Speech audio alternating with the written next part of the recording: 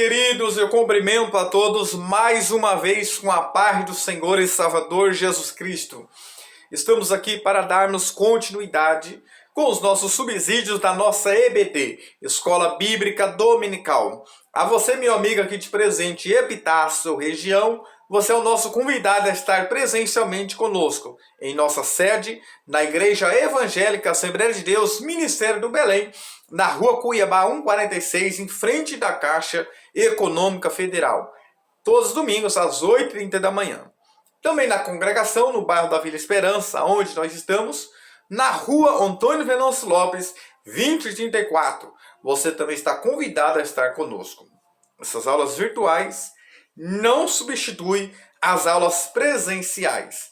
Então é importante a sua presença na Escola Bíblica Dominical. Estivemos a lição passada, que foi a lição de número 4, que falou sobre Jesus, o pão da vida.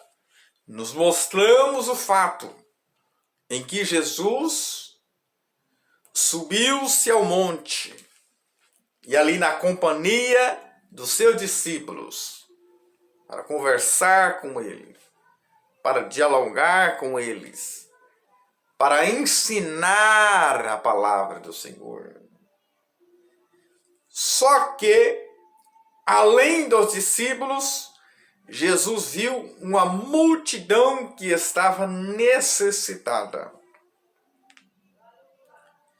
E Jesus, através de um menino, de um jovem que estava ali, ele alimentou uma multidão faminta. Mesmo Jesus sabendo que essas pessoas não iam seguir a ele, mesmo Jesus sabendo que a maioria estava ali apenas por causa do pão, o próprio Senhor Jesus, ele fala isso.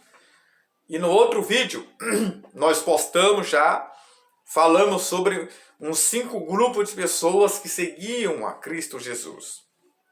Alguns eram para de milagre, outros para dos pães, outros por amor à sua palavra, como seus discípulos. Mas Jesus, ele não tinha acepção de pessoas. Ele não teve acepção de pessoas. Ele alimentou aquela multidão faminta e sobrou 12 cestos. 12 cestos de pães. Vamos dizer aí, um cesto para cada mês. Se um mês tem 12 meses, um cesto para representando cada mês. E para cada um dos 12 discípulos.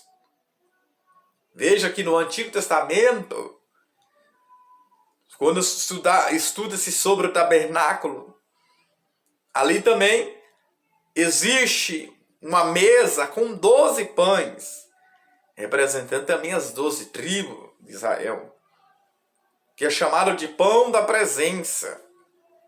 Lembra que Davi entrou ali para comer os pães e ele não morreu? Enquanto Urias já entrou e morreu. Pão é uma figura de vida, da presença do Senhor Jesus, de comunhão. Ele tem muito significativo. Também simboliza o corpo do Senhor Jesus, se nós formos olharmos na ceia do Senhor. Esta foi a única multiplicação dos pães e peixes? Não. Nós tivemos ali multiplicação dos pães e peixes no Antigo Testamento. Ali no livro dos Reis. Né? Nós vamos ver ali, no seu capítulo 6, perceba que 20 pães satisfazem 100 homens. 100 homens são alimentados ali. E no meio de um ambiente de incredulidade também. Porque perceba que Filipe até agiu pela lógica, pelo raciocínio. Onde vamos comprar? Isso foi provocativo, porque ele era daquela região. E André trouxe até a ideia, mas não tinha fé. Está aqui um rapaz. Ou seja, tem pessoas que têm uma boa ideia, uma boa ação, mas não tem fé. Ele tem fé para usar a fé dos outros. Mas ao mesmo tempo, mas que é isso? Eles desacreditaram. Mas Jesus fez ali a multiplicação dos pães e peixes, que é o milagre mais famoso. Eu falo que é o milagre mais famoso. Ele é conhecido na católica, em todas as religiões. Aqui está o exemplo para nós, não somente ajudar aqueles que estão perto de nós ou que são nossos amigos. Na igreja, lógico, a Bíblia ensina a nós a prioridade é os domésticos da fé. Mas isso não significa que também não devemos ajudar essas pessoas que estão lá fora e que precisam também da minha e da sua ajuda. Mas se tem um doméstico da fé que está ali com você, participando com você dos seus trabalhos, das atividades, é justo você ajudar aquela pessoa. Não é acepção. E Jesus nos ensina isso nas multiplicação dos pães e peixes. Mas hoje nós estamos com a nossa lição de número 5, do dia 4 de maio de 2025, aonde vamos aprender sobre a verdade que liberta. Nós estudamos na nossa lição de número 4, que falou sobre a mulher samaritana. E ali nós já vemos um vislumbre sobre o que é essa verdade. João 4:24, Deus é Espírito. Perceba que Espírito aí está com E maiúsculo, que aqui está se referindo ao Espírito Santo de Deus. E importa, ou seja, Deus tem prazer, Deus se importa com os que adorem e o adorem em espírito e em verdade. João 4:24. Quando se fala de Deus é espírito, é E maiúsculo. Importa que os que adorem espírito e verdade, fala de um espírito com E minúsculo, que fala do meu espírito. É o que Paulo diz lá em Romanos 8:16. O Espírito, com E maiúsculo, testifica com o nosso espírito, o espírito humano, que são os filhos de Deus. Então ali nós já vimos um vislumbre que a adoração é em espírito.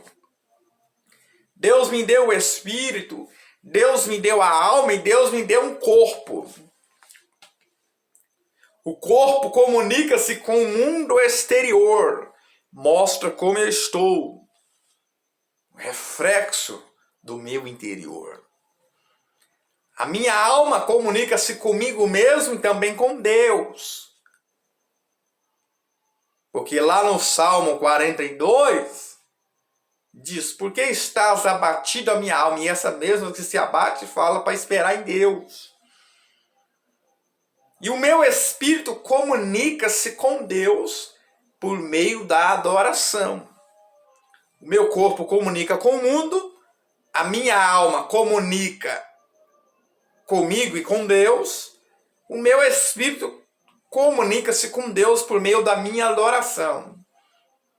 Espírito, em grego, é pneuma. Ou no Antigo Testamento, no hebraico, é ruach. Corpo é soma e carne é charis. Carne também, às vezes, não significa a natureza pecaminosa, as coisas da carne. Mas fala do meu ser, da minha debilitação. Carne é charis, sares, e o corpo é soma. E os judeus, geralmente, eles não entendem essas três viés. 1 Tessalonicenses 5:3, espírito, alma e corpo. Mas eles falam coração, que vem de cardio. E no hebraico também tem um outro significativo. Só que no hebraico, coração, quando se fala o coração, que é cardio, coração, fala de toda a minha totalidade, de todo o meu ser. Quando se fala do coração, no hebreu está falando do coração, alma e espírito. Ou seja, a gente fala de todo o teu ser. Isso que a Bíblia diz, adorar a Deus de todo o teu ser, de todo o seu coração. Ali em Lucas 10 está a questão do bom samaritano. Então nós já vimos que a adoração não se prende em liturgia, não se refere a lugar, mas em espírito e em verdade. E é sobre esta verdade que nós vamos destacar aqui. A verdade que liberta. Nós vamos estudar João, capítulo de número 7. E eu já mencionei alguns vídeos aí, que até o capítulo 7, de maneira decorrente, sem pausa, se repete, se usa a água como ilustração. No capítulo 1 usa a água no batismo de Jesus. No capítulo 2 usa a água para transformar em vinho. Capítulo 3, Jesus usa a água para falar do novo nascimento. Capítulo 4, ele usa a água para falar da salvação à mulher samaritana. Capítulo 5, usa-se a água ali, que o anjo agitava água em certo tempo, entre parênteses ali.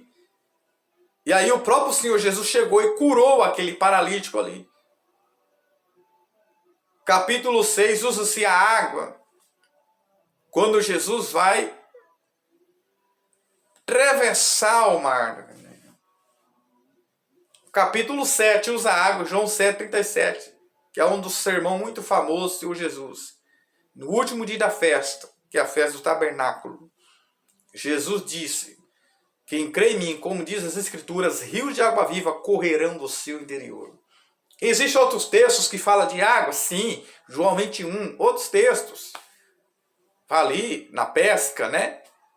Mas, sem pausa, do capítulo 1 ao 7, fala de água. E a água tem um símbolo muito importante, símbolo de vida, da palavra, do Espírito Santo. E isso é muito importante. Então, é preciso nós entendermos o que é essa verdade. O tópico 1, né, explicar a verdade em Jesus desde a sua saída da Galileia para Jerusalém. Tópico 2, descrever Jesus como a verdade diante dos fariseus. Tópico 3, pensar em Jesus como a verdade que liberta o pecador. Veja só, querido. Veja só. Então vamos falar sobre esta verdade. Há uma passagem bíblica, o nosso texto áureo vai dizer assim: e conhecereis a verdade vos libertará. João 8,32. E o nosso pastor presidente, nosso pastor Edivanir Alves da Cruz, aqui da nossa sede, ele pega aqui 3 viés. Conhecereis, conhecimento, a verdade, verdade e liberdade. E ele entende-se que, trazendo base nesse texto, que há muitos que têm conhecimento, mas ele não é liberto, porque ele não teve encontro com essa verdade. Porque o conhecimento, ele precisa trazer a verdade. E essa verdade, ela vai me trazer liberdade. O que é a verdade? Essa verdade é Cristo. João 14,6, vocês sabem bem.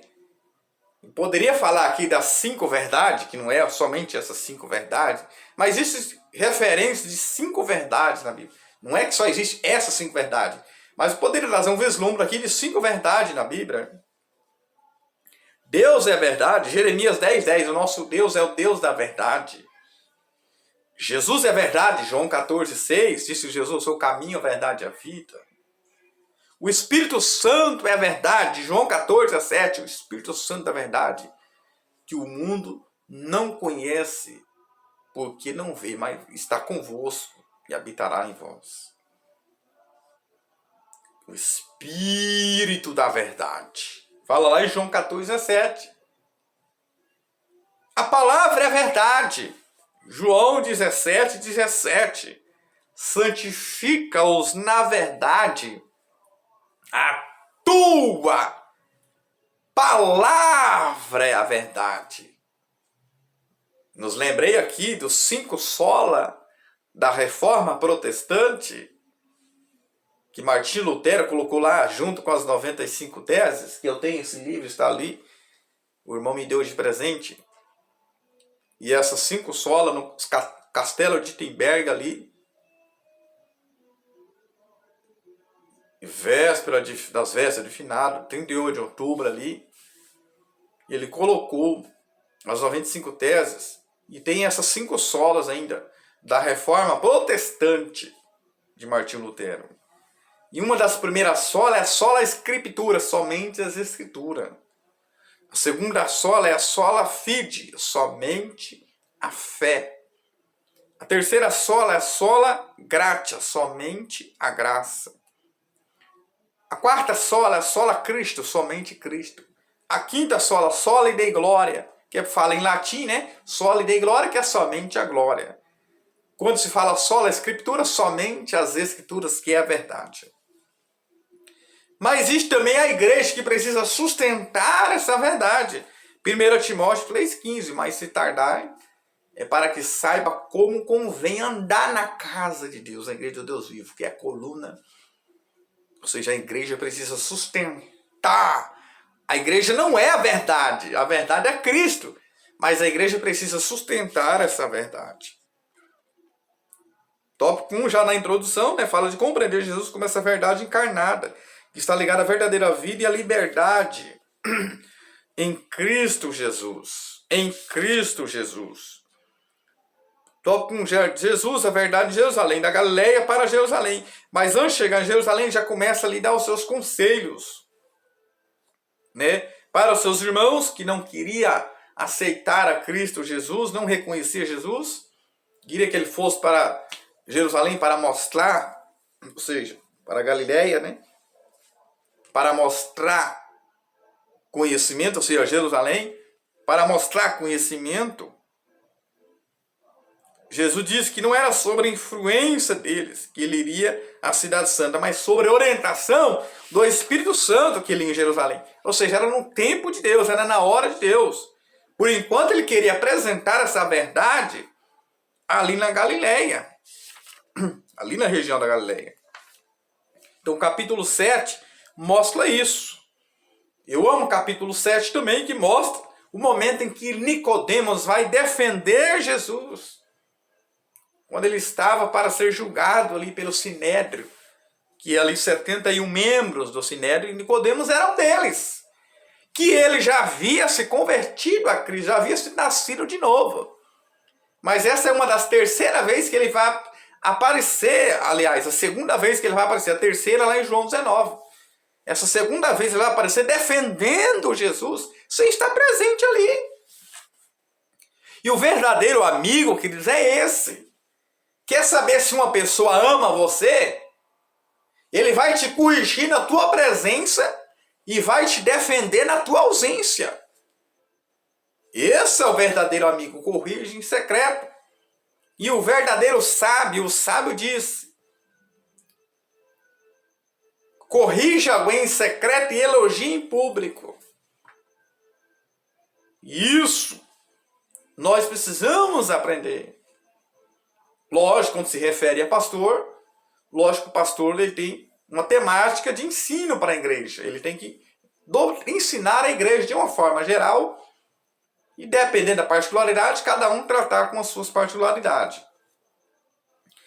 Mas ali em João 7, Nicodemos defende, acaso a nossa lei condena alguém sem primeiro ouvir, sem ter conhecimento do que fez? Ou seja, é tipo como hoje no Brasil, sai prendendo as pessoas, sai condenando as pessoas para depois perguntar o que aconteceu, prendendo pessoas inocentes. É o que nós estamos vendo aí dessa questão da anistia, é porque muitas pessoas estão sendo presas inocentes. Já no tempo de Jesus tinha isso. Nicodemos, o que ele fez? defendeu Jesus. Sabe o que Nicodemos fez? Acabou com a festa deles. Cada um foi para a sua casa. João 7, 53. Só que Jesus foi para onde? Capítulo 8, versículo 1. Porém, Jesus foi para o Monte das Oliveiras. Lógico que aqui eu poderia fazer uma aplicação, mas eu não estou pregando. Enquanto cada um vai para a sua casa, buscar os seus afazeres, seus serviços, suas atividades, suas ações, seus feitos, seus compromissos, tem alguém que está pagando preço lá no jardim do Getsêmani, lugar de prensa do azeite, escorrer até o último azeite. Então isso nos ensina muito. Jesus não foi porque ele quis. Tanto é que lá em João 7, 10 a 14, você vai ver que Jesus ainda subiu secretamente para o serviço. Jesus não queria mostrar que ele era o Filho de Deus, queria mostrar fazendo alguma coisa. Não. É porque sabia a hora. Jesus mesmo falou que seria a hora que ele seria crucificado, morto, né? Morto, sepultado. Que ia se cumprir a justiça divina, ia chegar a hora certa. Mas naquele momento ainda não era algo. E ali existia, ali até alguns grupos de pessoas que estavam ali. Né? Uns estavam ali por alguns motivos. Outro estava ali por outros motivos. Um estava ali dizendo, é ele. Outro dizia, ele é bom. Outro dizia, não, mas é enganador. É a visão do mundo que nós temos hoje. Uns falam que Jesus foi um grande profeta, né? Outros falam que ele é assim, ele foi um grande profeta, Maomé, né? Reconheceu que ele foi um grande profeta, mas não reconhece que ele é Jesus. Tem dificuldade em reconhecer que ele é Jesus. A verdade, na festa do tabernáculo, existia toda uma liturgia na festa do tabernáculo. Eles iam tanque de Siloé, pegavam um potinho, um jarrinho de água e derramavam ali no altar. O que Jesus falou com eles? Eu não tenho um potinho para vocês, mas eu tenho uma fonte para vocês, para jorrar a vida eterna. Ele está falando do Espírito Santo de Deus.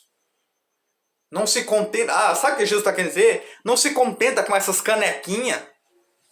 Quem crê em mim, como diz as Escrituras, rio de água, como diz a Escritura, rio de água viva correrão do seu interior.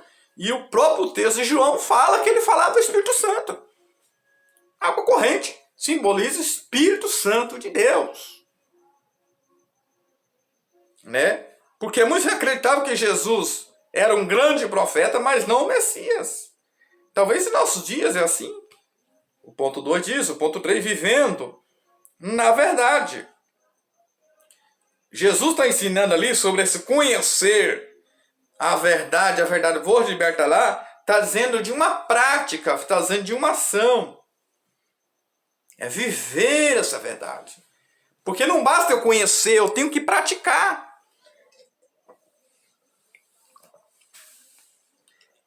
Porque as pessoas estão não apenas os ouvindo, ele aprende não apenas os ouvindo. Principalmente as crianças, eles aprendem vendo as nossas ações. Eles estão de olho se aquilo que eu estou fazendo, coaduna, compactua, se alinha com aquilo que eu estou fazendo. A festa do tabernáculo chamada Sukkah, que é lido, né, o livro de Eclesiastes, nessas festas, que fala da brevidade da vida, onde eles ficavam em cabana, né, reconhecendo a brevidade que eles saíram ali do Egito, que eles não tinham a morada fixa, né, fala da brevidade da vida. E o verbo se fez carne e habitou entre nós. Jesus tabernaculou entre nós. Ele habita dentro do seu coração. Mas isso tem uma mensagem muito importante. Jesus, a verdade diante dos escribas e fariseus. A verdade no episódio da mulher adúltera. Veja que Jesus aqui expôs a verdade. Fizeram tudo errado para pegar Jesus. Está o texto dizendo. Pegaram ali uma mulher apanhada num adultério e dizendo que na nossa lei manda matar. E quantos estão querendo matar em nome da religião hoje? Só que Jesus, ele não poderia fazer isso. Jesus então se inclina ali, começa a escrever na terra. Não sabemos o que Jesus escrevia na terra. Há várias interpretações correntes, não descarto nenhum, mas precisamos ver a mais coesa. Existem aqueles que entendem que Jesus escrevia o nome deles, o nome de cada um que estava ali. Outros entendem que a lei foi escrita em pedra, né? E agora Jesus está escrevendo no barro. Há várias interpretações.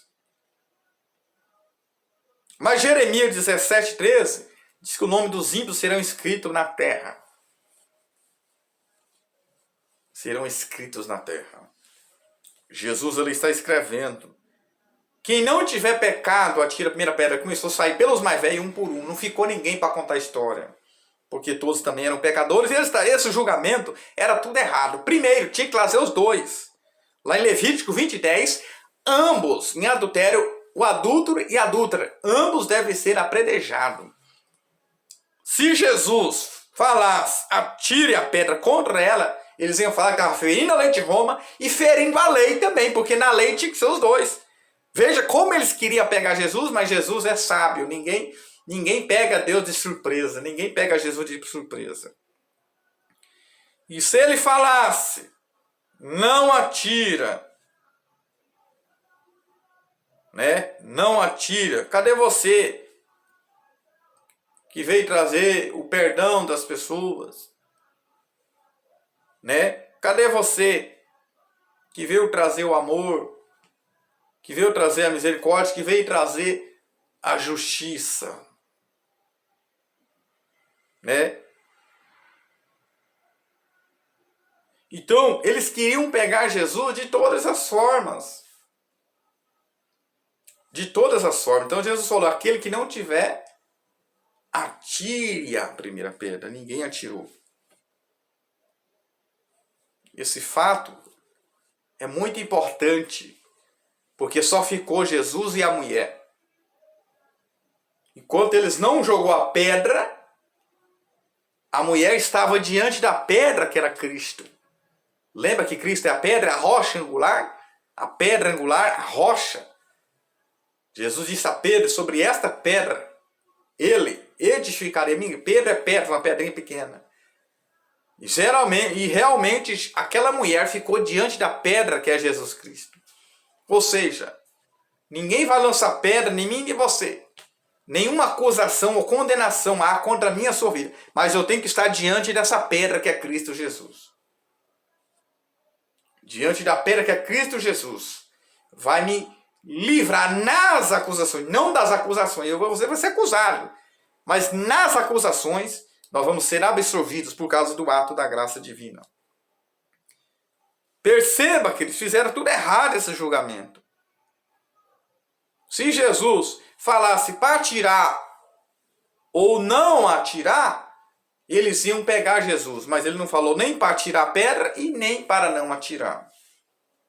Mas ele falou, aquele que não tiver. Ponto 2. Jesus, a verdade é revelada. É essa verdade que ele revelou, querido. Ponto 3. A verdade que o mundo precisa. Jesus é essa verdade que o mundo precisa. Não é verdade na filosofia, no mundo pós-moderno, nos conhecimentos esotéricos, ocultismo, secreto. Não. Nessas religiões, não.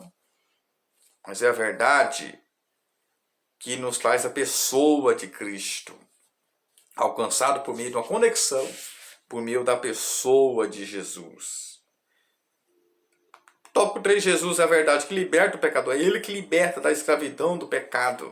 Quem comete pecado, a Bíblia diz que é escravo do pecado. João, capítulo 8, 35. O servo não fica para sempre em casa, mas o filho fica. Algumas traduções, escravo é doulos, mas algumas Bíblias falam servo ou escravo, a mesma coisa, mas tem que ver o contexto. Se é servo de Deus ou servo do diabo. Então tem que examinar o contexto. Porque às vezes servo e escravo é o mesmo sentido. E eu preciso entender a quem eu estou servindo. Em qual contexto eu estou. O que é a verdade? Ponto 2 do tópico 3. Maomé, no fim da sua vida, ele diz, eu não sei o propósito da minha vida. Confúcio, ele disse: eu não sou o caminho. Buda, antes de morrer, ele diz: estou em busca da verdade. Olha, se ele tivesse um encontro com Cristo. E essa verdade, ponto 3, essa verdade que verdadeiramente nos traria essa liberdade. Assim, aqueles que verdadeiramente são livres, são inclinados às coisas do Espírito, Satanás não consegue exercer influência sobre eles. Porque Jesus Cristo, porque 2 Coríntios 5,17, assim que, se alguém está em Cristo, nova criatura é. Então Jesus, ele é a verdade que liberta. Veja, Jesus disse a Jesus: eu sou o caminho, sempre é no singular, porque ele não diz que é um caminho, o caminho. A verdade, singular, e a vida, a verdade que liberta. Amém.